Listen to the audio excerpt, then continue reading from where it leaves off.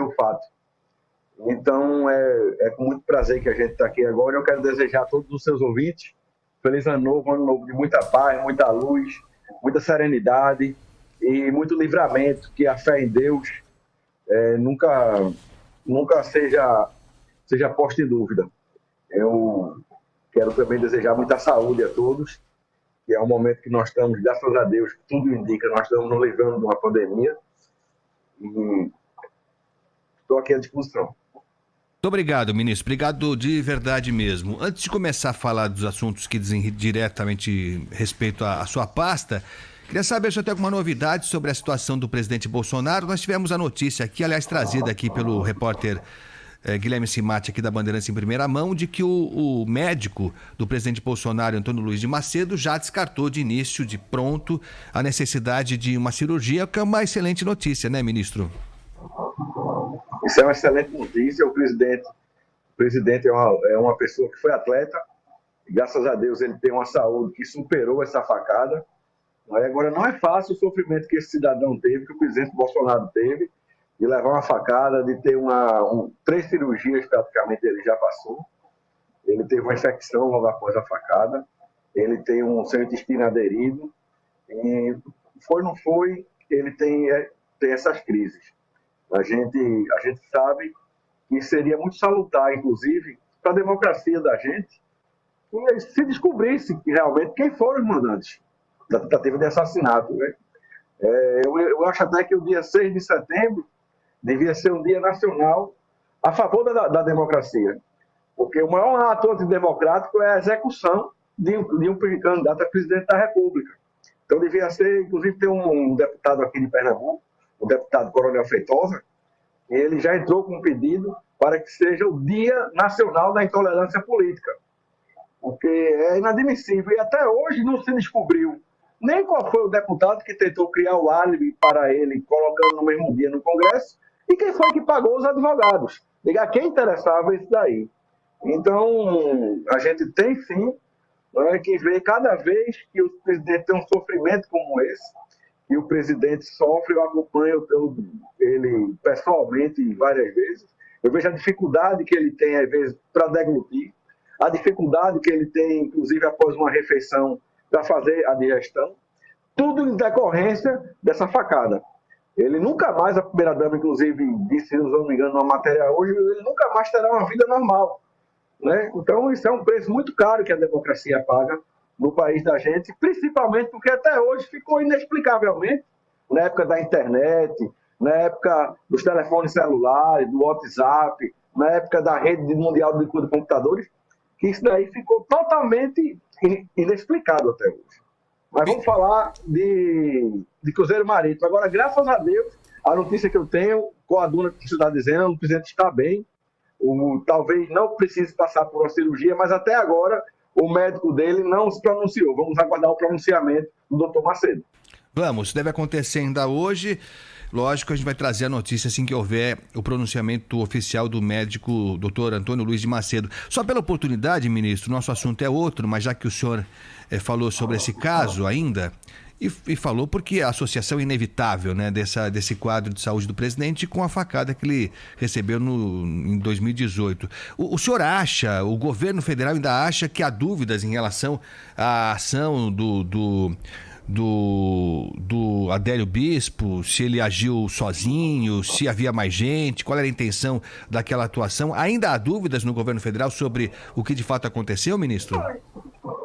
No dia que houve a facada, ele deu entrada, o Adélio Bispo, no Congresso Nacional.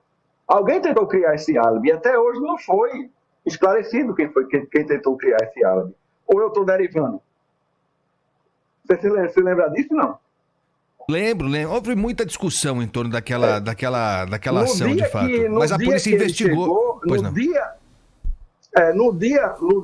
Eu acho que foi uma fada. Pode ter sido uma fada, né? Uma fada, um pirilampo, que deve ter colocado ele lá. Só sendo. E outra coisa, no dia que ele deu a facada no presidente, em poucas horas chegou uma equipe de advogados, inclusive chegaram lá de jatinho. Eu estou delirando também. Então, até hoje, isso não foi esclarecido. E era muito salutar para a democracia que isso fosse esclarecido, que nunca mais nenhum candidato a presidente de qualquer partido, de qualquer ideologia, precisasse ter essa preocupação de sofrer um atentado à sua vida e ficar inexplicado, como até hoje está. Totalmente inexplicado. Por isso que eu digo, o dia 6 de setembro, o dia 7 é o dia da nossa independência, mas o dia 6 devia ser o dia nacional da intolerância política. Nós estamos conversando aqui na Rádio Bandeirantes com o ministro do Turismo, o ministro Gilson Machado. Ministro, o senhor já falou aí da situação dos cruzeiros, né? Houve a suspensão por decisão própria, né, da Associação dos Navios de Cruzeiro, a suspensão até o dia 21 de janeiro, de qualquer viagem de cruzeiro pela costa brasileira, lógico, por causa desses casos de Covid, em número muito maior do que o razoável, digamos assim. O que lhe parece tudo isso, ministro? Há algo a se fazer? Nós conversávamos ontem com um especialista dizendo que cruzeiros, da forma que nós temos hoje aqui no Brasil, eles vão se tornar impraticáveis, um número muito grande de pessoas, muito tempo confinadas. Enfim, o que o senhor pode trazer de novidade, se é que há alguma, em relação a essa situação dos cruzeiros aqui no Brasil?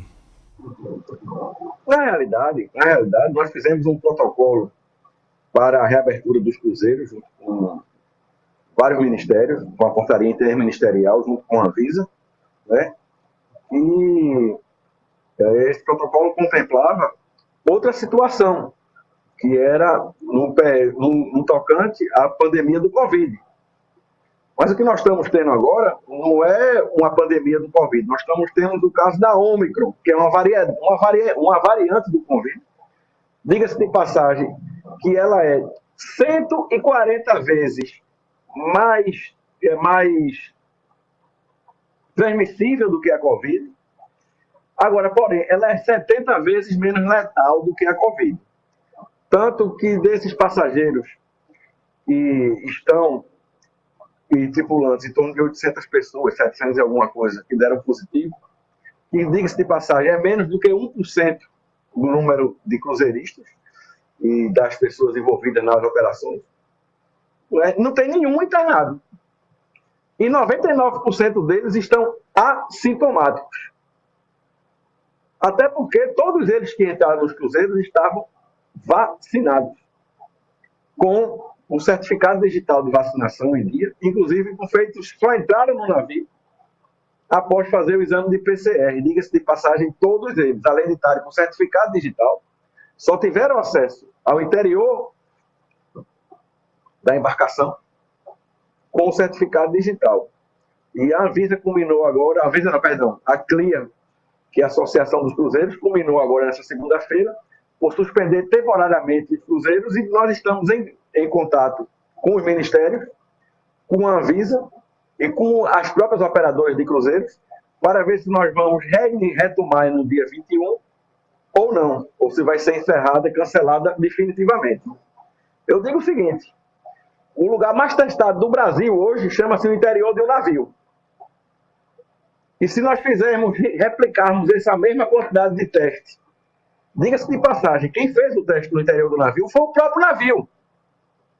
Você vê que eles são empresas sérias, eles não estão omitindo nenhum dado, entendeu?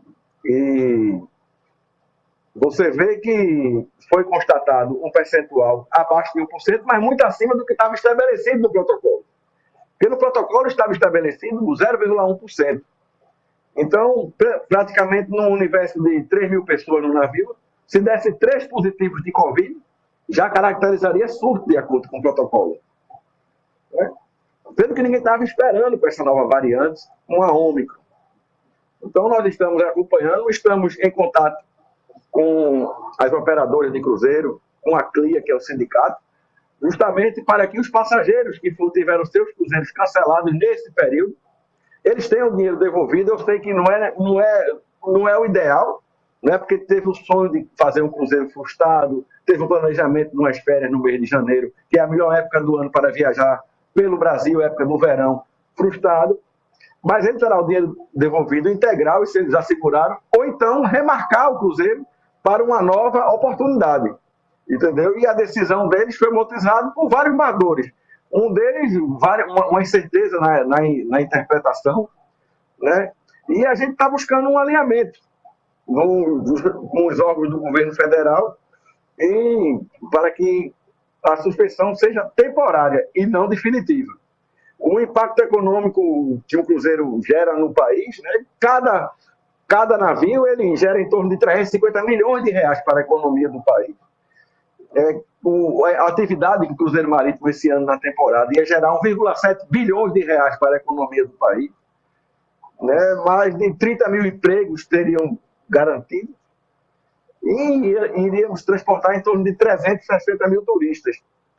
Então, a gente vê realmente que é preciso ter um alinhamento, não só do governo federal, mas também dos governos estaduais e municipais, para, inclusive, redefinição do modus operandi de investigações epidemiológicas, porque não pode um navio que vai passar 8 horas numa cidade, quando ele para no porto, das 8 horas, ele passa 5 horas, o cidadão dentro do navio esperando que termine a investigação epidemiológica dentro do navio. É o que estava acontecendo. Todo mundo, o consumidor, ficando insatisfeito. Então, vamos buscar ajuste para essa variante Ômicron, até porque a gente vê que não está tendo internação. Dessas 800 pessoas, 700 e alguma coisa que deram positivo, eu acho que é menos de 1% que estão internados. E se a gente replicar esse número de testes nas outras atividades, por exemplo, se nós formos replicar os testes com o mesmo rigor que está sendo feito nos navios de cruzeiro, nos blocos de carnaval, por exemplo, eu garanto que tem muito bloco que não vai nem sair da porta da agremiação.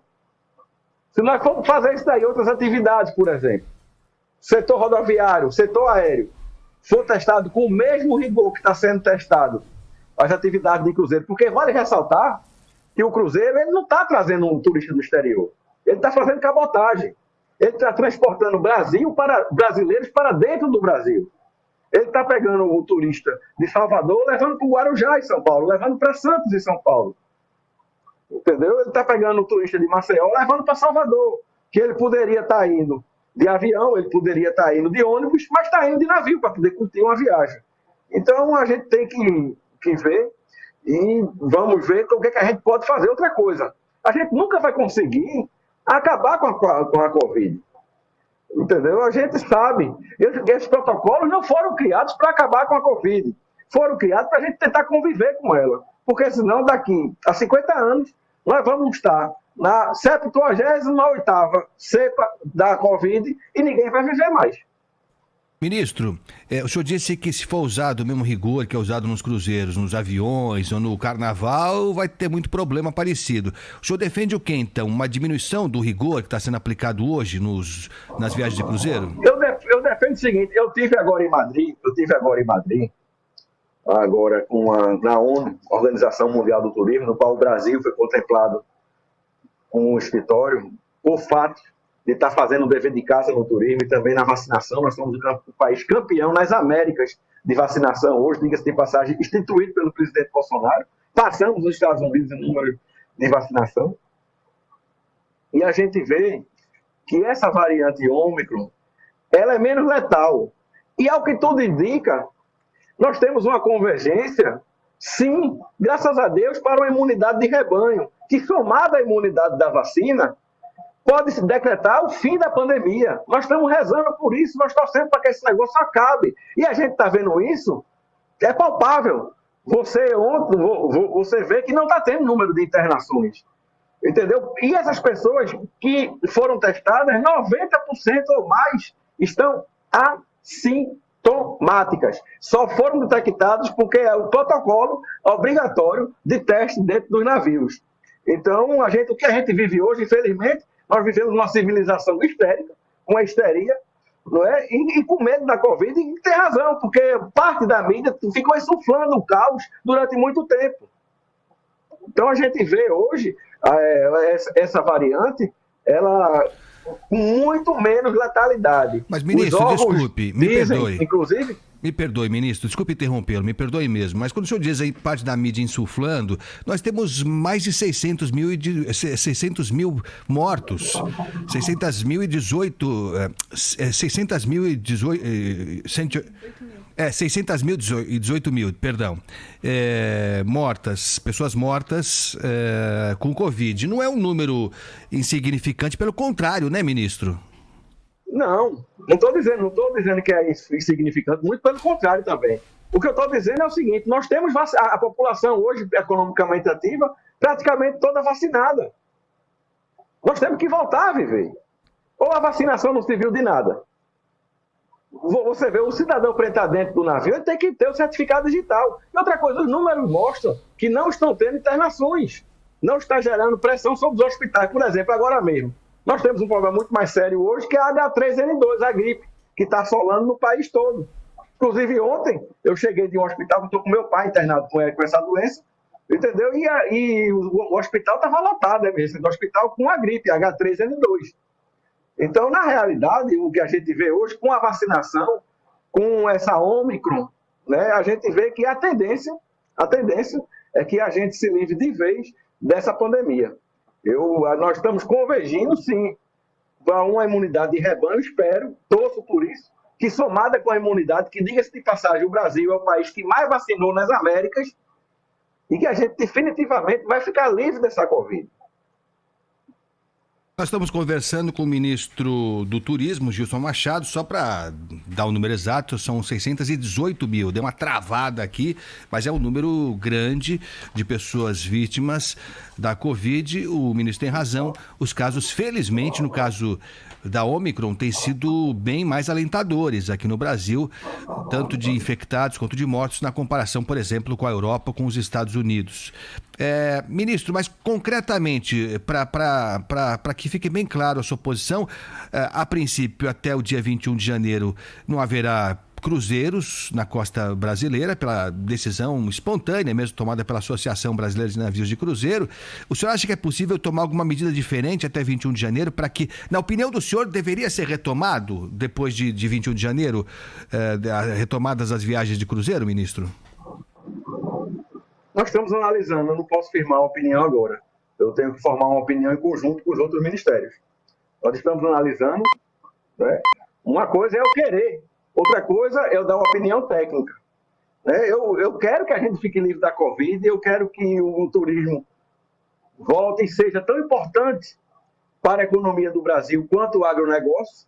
E nós estamos vendo isso daí em todos os setores. Por exemplo, o setor de cruzeiro, praticamente a gente conseguiu uma venda aí em 3 horas das operações que tiveram. Nós vemos também os hotéis no final do ano com mais de 80% de ocupações no Brasil todo, em alguns lugares, como Rio de Janeiro, como Maragogi, como Jericoacoara, como Porto de Galinha, com 100% de ocupação. Nós vemos a recuperação total das companhias aéreas. Você vê, diga-se de passagem, o Brasil foi o primeiro país a recuperar o fluxo aéreo doméstico das Américas. Então, nós vemos a força que o Brasil tem. Nós temos um turismo interno muito forte, em torno de 100 milhões de brasileiros que viajam dentro do país. Em poucos países tem isso daí. E nós somos um país que exportamos turistas para o exterior. O Brasil manda em torno de 11 milhões de brasileiros, mais do que uma Portugal inteira, que tem 10 milhões de habitantes, ou uma Suíça, que tem 9 milhões de habitantes, e que deixam 19 bilhões de dólares lá fora. E esse pessoal agora está viajando 100% aqui dentro do Brasil e redescobrindo o novo Brasil. O turismo no Brasil, de 10 anos para cá, evoluiu muito. As vinícolas do sul do país, do Rio Grande do Sul, da Serra Catarinense, você tem os hotéis de charme, do que se replicam não só no litoral, mas no interior do Brasil. Você tem hoje o melhor hotel do mundo, inclusive, é aqui no Brasil, em Gramado, o Hotel Colline de France. Você tem os barcos hotéis, você tem um país com a maior sustentabilidade do mundo, o país com a maior biodiversidade do planeta, o país que tem 66% do seu território igual quando Jesus Cristo veio à Terra, e não tem quem tire isso de nós. Então é isso. Nós hoje somos a bola da vez no turismo de aventura, no turismo de natureza, que é o que o mundo vai querer no período pós-pandemia. Ministro, vou só insistir mais um pouquinho, porque quando o senhor fala dos protocolos no carnaval e nas viagens aéreas, e disse que, se a gente utilizar esses mesmos critérios que estamos usando no cruzeiro, não tem viagem de avião, não tem carnaval. Concretamente, a sua opinião vai ser no sentido de flexibilizar, de diminuir essas regras, o controle? Como é que vai ser? Essa opinião que tem que dar o ministro da Saúde. Eu não sou ministro da Saúde. Quem tem os números finais é ele, eu faço parte, eu torço para que dê certo. Eu volto a repetir, eu torço para que dê certo. Eu torço para que tenha bom senso, que é o que a gente precisa num momento desse. já que nós não estamos tendo o número de internações que estávamos tendo antes do Covid, até porque nós já estamos totalmente vacinados, né? As pessoas só entram no navio se ela tiver vacinada, entendeu? Ela faz o exame de PCR. E outra coisa, nós temos acompanhado no mundo, não sei o que estou dizendo, eu estive em Madrid agora na ONU, na Organização Mundial do Turismo, tivemos uma discussão sobre isso daí. Graças a Deus, tudo indica que essa Ômicron, ela, apesar de ser 140 vezes mais transmissível, ela é 70 vezes menos letal. E quando junta a baixa letalidade dela com a pessoa já vacinada, o que acontece é isso. É o que está acontecendo no navio. Testou, quem está positivo está assintomático. Mais de 90% dos positivos estão assintomáticos. Ministro do Turismo, ministro Gilson Machado, falando agora de outro turismo, que é muito importante também, o turismo de negócios, né? A gente teve esse período da pandemia período mais crítico da pandemia, com muitas viagens de negócio, reuniões de negócio simplesmente não acontecendo. E houve uma dinamização das reuniões à distância, virtuais. E para muita gente, ministro, essa tendência pode se manter. Ela economiza muito com passagens aéreas, com hospedagem. Então, há quem diga, ministro, que vamos viver uma fase em que as reuniões presenciais, quando elas implicam em grandes deslocamentos, elas não acontecerão mais. É lógico que isso, se confirmar, representa um prejuízo, né, para o turismo. A hospedagem é sempre importante, o transporte, enfim, o traslado de delegações, de grupos financeiros e tudo mais. O que o senhor vislumbra, ministro, para esse ano de 2022, para os demais anos, se tudo der certo e a pandemia entrar nos eixos, ministro? Quando a gente pensa no prejuízo, a gente pensa num país, a gente não pode pensar micro apenas no setor da gente. Claro que para o turismo de negócio, o mundo ter aprendido a fazer teleconferência, otimização de tempo, não foi bom negócio para o turismo de negócio. Agora, para o mundo, para a economia de um país feito o Brasil, você consegue hoje, por uma teleconferência, resolver alguns assuntos, praticamente 90% do que você resolvia antes, que tinha que ser presencial, você consegue resolver numa teleconferência. Então, aí você economiza seu tempo, você consegue otimizar seu tempo, dar mais produtividade, você não vai ficar aumentando o fluxo de engarrafamento nas cidades, você para se dirigir a um local, para um aeroporto, pegar um avião, você vai economizar combustível, você vai economizar uma série de fatores. Então, quando você pensa no macro, você vê que para a economia do Brasil, para a economia mundial, o mundo ter aprendido e se utilizar da tecnologia para isso daí, foi muito bom. Para o turismo de negócio foi ruim. E eu digo de passagem, a gente vai sim ter que ter uma readequação do turismo de negócio, porque o mundo aprendeu a fazer live, o mundo aprendeu a otimizar o tempo, inclusive com mais produtividade, com mais entregas, com mais saúde para o cidadão também, que às vezes ele consegue ficar em casa, ele não precisa pegar um trânsito, às vezes de 2, 3 horas em São Paulo, em Recife, em Maceió, por exemplo, que são cidades que têm um trânsito, um caos hoje. E a gente vê que agora algumas coisas vão continuar, como os congressos vão continuar, porque nada é igual a uma conferência, ao tete-a-tete, ao bate-papo, mas coisas pontuais, rápidas, que antes a gente não conseguia fazer online, agora nós temos as ferramentas para isso. É feito o Uber, por exemplo. Se eu lhe dissesse há 15 anos atrás que nós não íamos praticamente diminuir a quantidade de táxi sem existir o Uber, você me chamava de maluco, de doido. Se eu lhe dissesse há 30 anos atrás que a gente não ia mais usar telefone de fio e nem jornal de papel, você me chamava de maluco, de doido. Antigamente, você se lembra, você tinha um dos investimentos que as pessoas tinham eram linhas telefônicas. Você tinha pessoas que viviam do aluguel de linha telefônica, de comprar e vender linha telefônica. Hoje em dia isso praticamente acabou, não existe mais.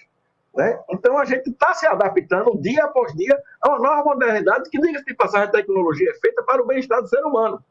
E ela está se prestando a isso, eu não tenho dúvida disso.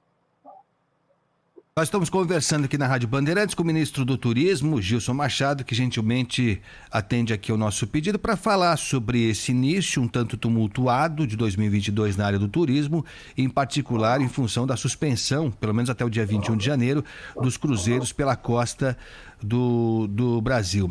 Ministro, falamos já do turismo de negócios e a gente sabe que o governo Bolsonaro tem defendido desde o início já a ocupação ou a utilização de forma mais intensa por parte dos turistas, enfim, de áreas de preservação. Inclusive tem havido conflitos entre pessoas que defendem a preservação de áreas do meio ambiente, como por exemplo o Fernando de Noronha, só para citar um exemplo aqui, né? Há uma defesa por parte do governo federal já de algum tempo de abrir Fernando de Noronha, por exemplo, para navios de grande porte, a instalação de novos recifes artificiais, enfim, tornar essa área de preservação e que, por isso, está envolta em uma série de resguardos da legislação, numa área em que a permissão seja maior, para que as pessoas explorem, até aproveitem Fernando de Noronha, por exemplo. Como é que está essa discussão? Quais são as novidades? Há o que possa acontecer de avanço ou de retrocesso ao longo desse ano nesse setor, ministro? Primeiro, eu queria lhe fazer uma pergunta. O homem faz parte do meio ou foi criado no laboratório? Não, até que provem o contrário, faz parte do meio. Pronto. Vamos lá. Desde que você tenha sustentabilidade, desde que você tenha consciência ambiental, eu digo que o turismo até, ele ajuda a preservar o meio ambiente. Ele ajuda porque, vamos lá, a Amazônia. Qual é uma das maiores alternativas viáveis para a Amazônia? Que tem o maior IDH do Brasil. É o turismo sustentável. É o turismo de contemplação. O senhor falou em Noronha. Em primeiro lugar, o senhor foi equivocado quando o senhor falou em navios de grande porte. Em nenhum momento o nosso governo falou em navios de grande porte, até porque o Noronha não tem condição de receber navios de grande porte. Porque tem navios, o senhor sabe, de todo tamanho. Tem navio de 50 passageiros até de 7 mil passageiros. Né? E Noronha já chegou a receber cruzeiros de até 700 passageiros no máximo. Se eu não me engano, até 2013, 2011, Noronha recebia navios. E eu digo que o turista que chega em Noronha no navio, diga-se de passagem, navios de pequeno porte, ele conhece a ilha, geralmente ele passa um dia conhecendo a ilha, desce, conhece a ilha, não deixa lixo na ilha, depois ele vai-se embora e volta para a ilha depois, para conhecer a ilha e se hospedar na ilha. Como é o caso de várias pessoas que eu conheço, que conheceram Noronha de navio e depois se tornaram clientes assíduos de Noronha. Outra coisa, Recife artificial. Isso já é pacífico no mundo todo. Até em Noronha, eu faço questão, eu quero levar em Noronha e nós vamos mergulhar lá no porto de Noronha. No porto de Noronha tem um navio afundado, que é até fácil de chegar lá. Tem um Recife artificial lá. Um navio antigo, por sinal, não foi afundado por governo, foi um acidente que aconteceu, o afundamento, um naufrágio, e está lá. Você mergulha no navio, você vê a quantidade de biodiversidade do navio, que não se compara se você andar 100 metros à frente no Recife natural. Eu digo que tem mais 50 a 100 vezes mais vida no Recife artificial, no porto de Noronha, do que a 100 metros na frente no Recife natural. Por quê? O peixe, ele é igual a gente, ele gosta de proteção. O peixe, ele gosta de estar embaixo de uma estrutura. O peixe, ele gosta de sombra. Quando você acha um flutuante no mar, por exemplo, você pode ir embaixo dele que tem uma biodiversidade enorme embaixo do flutuante. Por quê? Porque ali tem sombra. Então, a gente vê que já está comprovado que o Recife artificial ele não degrada o meio ambiente desde que ele tenha sido colocado ali com todo o procedimento técnico, de descomissionamento, de limpeza, e que ele se torne um ambiente propício para a agregação de fauna marinha.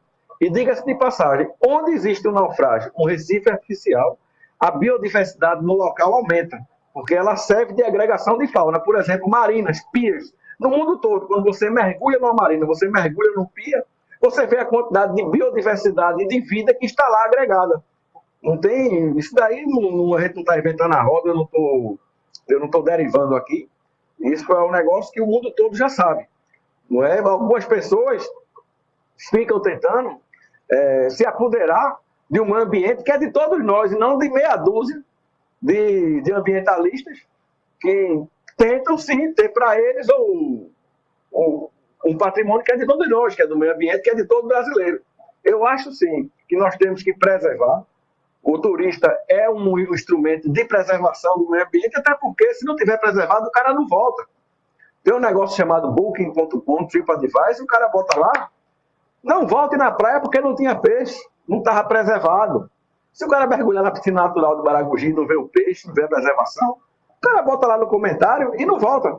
Então, o próprio guia turístico, o jangadeiro, o próprio proprietário da pousada, ele vai instruir o turista a preservar o meio ambiente e a denunciar, fiscalizar se tiver alguma coisa errada, ajudando, inclusive, os órgãos ambientais de nível federal, estadual e municipal.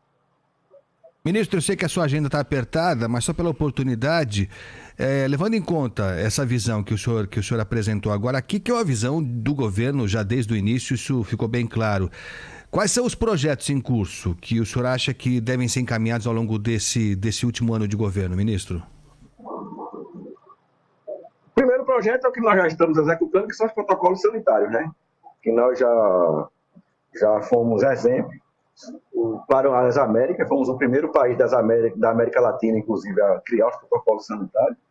O segundo projeto que nós conseguimos, tivemos um êxito muito grande, foi de diminuição do custo da passagem aérea, com diminuição do custo da aviação, agora mesmo o imposto de renda do leasing das aeronaves, uma articulação nossa com o Ministério da Economia, com o Ministério da Infraestrutura, nós conseguimos que fosse evitado ser cobrado em torno de 15% a mais no valor do leasing das aeronaves. Outro projeto em curso importantíssimo foi a utilização que o Brasil deixou de usar o Jet A1, que era um combustível para voo transpolar, custava 10 centavos de dólar por galão mais caro, pelo Jet A, que foi uma grande vitória de todos nós, diga-se de passagem, porque o mundo todo voa com Jet A1.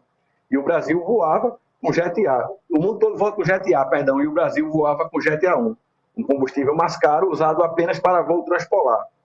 E continuar na divulgação do turismo de curta e média distância, estimular o turismo de curta e média distância, e na parte de capacitação, tentar capacitar o operador turístico brasileiro para a língua inglesa, que é um dos maiores gargalos que nós temos hoje, é que no Brasil, nos operadores, na operação turística, muito pouca gente consegue se comunicar em inglês. Então, nós estamos lançando um método do Ministério do Turismo, que é o método Would You Like, e você consegue se comunicar em torno de 80% a 90% das necessidades de um hóspede ou de um cliente que não fale a língua portuguesa, mas que fale o inglês.